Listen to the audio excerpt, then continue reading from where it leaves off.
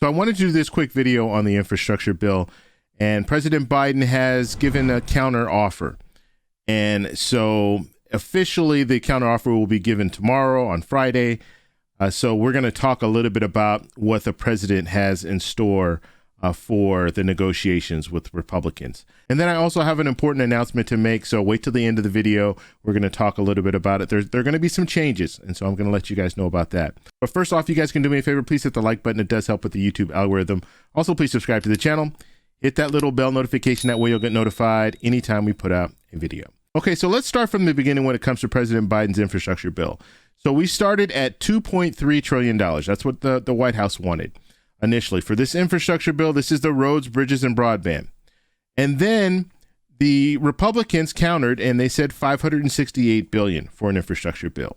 And then the White House, they countered and said, okay, what about $1.7 trillion? And then the Republicans led by Senator Capito, she came back and said, okay, what about $928 billion?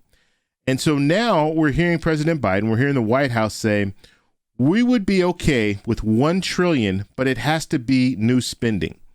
And so what we didn't know, in this $928 billion proposal that the Republicans came forward with, only about $257 billion would be new funding.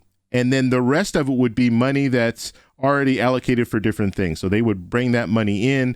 Plus, there's already money for infrastructure that they spend each year. So they were just going to add that to it. And so what President Biden is saying, look, $1 trillion, new spending only. And this is interesting because if you really look at it, in that $1.7 trillion proposal that the White House put before they dropped it down to $1 trillion, you could argue that that's not all new money. So some of that money was going to be from the current money that they spend for infrastructure, as well as they might be moving some money around. And so now that they've dropped to $1 trillion, they say it's all new money. It's almost about the same. And some economists are saying, well, this is more like 1.4 trillion. If you really look at it, this $1 trillion is more like 1.4 trillion in total spending. And so it's interesting how the White House is countering. So they've come down to 1 trillion. And I've always said the top line number is not important at this point. What is important is how to pay for it. And so President Biden came out with how they want to pay for it. And instead of raising the corporate tax rate, now this is just for this infrastructure bill. When it comes to the American Families Plan, that second infrastructure bill, that human infrastructure bill, they might still end up raising the corporate tax rate. But for the first infrastructure bill, President Biden said, you know what? We don't need to raise the corporate tax rate from 21% to 28%.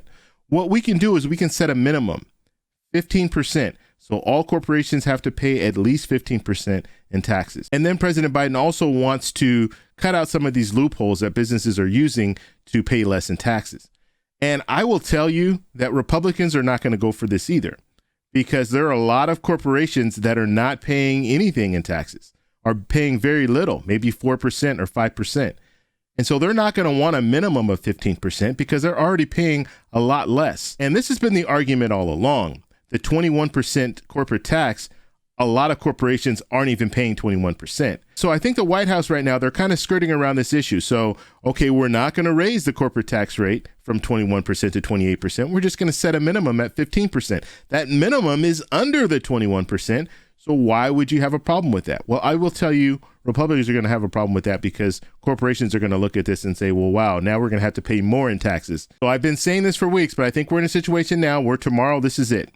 So once they sit down, they have this final negotiation, I think the White House will realize, look, Republicans are not going to come with us. And so we're going to have to do this through budget reconciliation.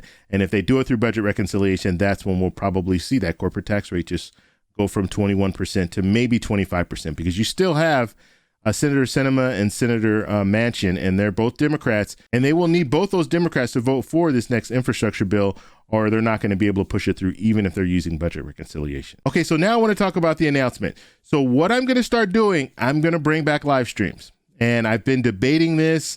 I actually shot a video to the members, and I wanted to put that video out, but I decided, you know what, I'm not going to do that. I'm going to go ahead and start doing live streams again. The reason that I stopped doing live streams is because they really mess with the algorithm when it comes to the channel. So The algorithm doesn't really know how to differentiate a live stream from a regular video. And so they see live streams, and my live stream numbers don't look the same as a regular video. And it messes with the algorithm. But we're going to give it a shot. We're going to get back out there. We're going to start doing some more live streams.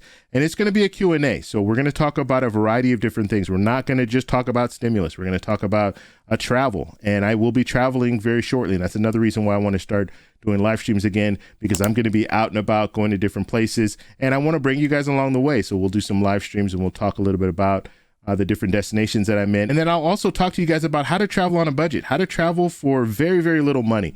And it's very possible. I've been doing this for 4 years. So that's my passion. Prior to talking about stimulus check stuff, I was talking a lot about credit card points. I was talking about traveling for less. And in some cases, you can actually travel and stay for free. So I'll talk to you guys about that as well. We'll be doing the first live stream tomorrow. So Friday at 7 a.m. Pacific Standard Time. So join me there. If you like this video, please give me a thumbs up. Please subscribe for more. And I'll talk to you in the next one.